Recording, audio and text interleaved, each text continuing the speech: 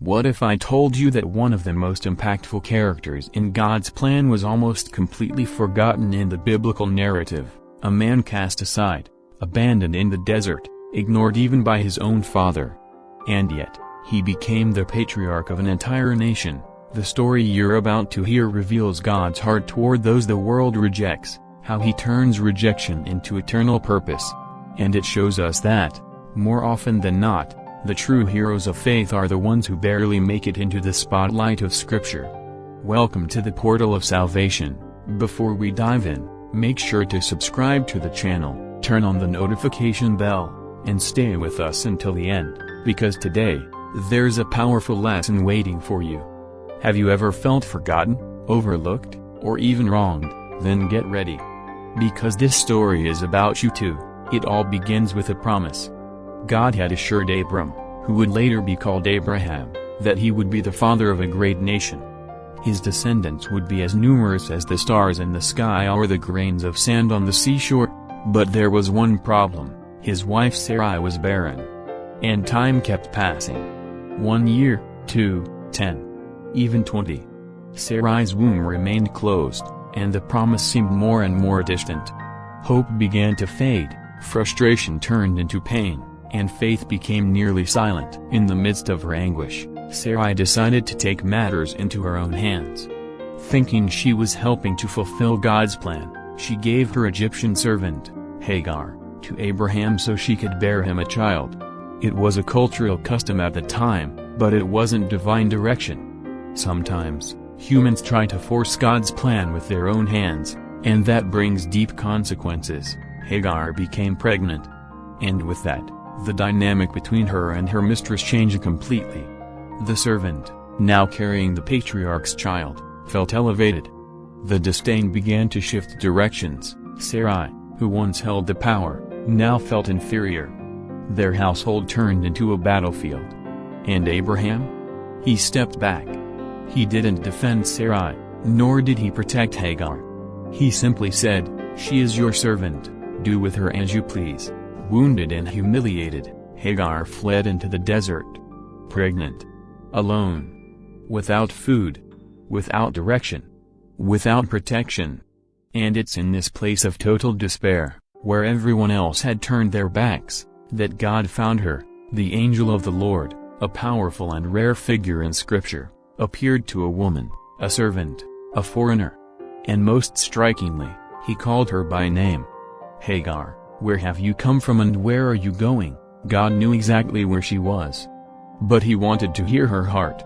For the first time, Hagar was seen as a person. God treated her with dignity. He listened to her. He welcomed her. He gave her direction.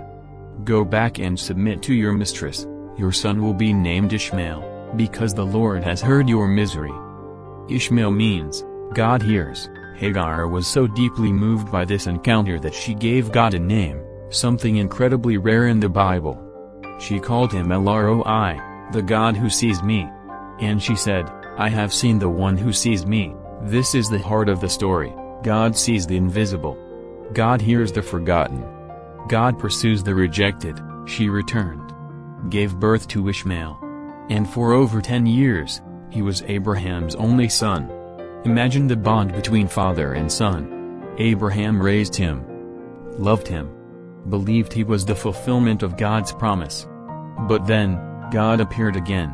He changed the names of Abram and Sarai to Abraham and Sarah, and revealed something impossible. Even in old age, Sarah would have a son.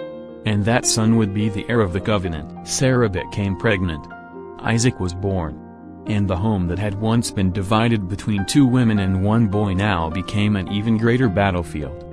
During the celebration of Isaac's weaning, Sarah saw Ishmael, now a teenager, mocking little Isaac, and then came her demand, get rid of that slave woman and her son.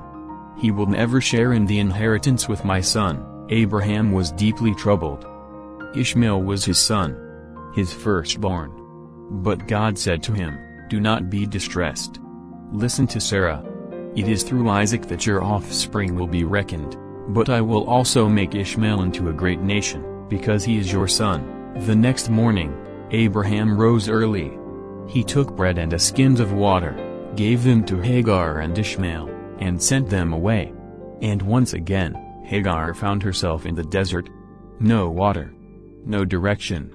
She watched her son collapse from thirst, and unable to bear the thought of watching him die, she laid him under a bush and walked away, saying, "I cannot watch the boy die."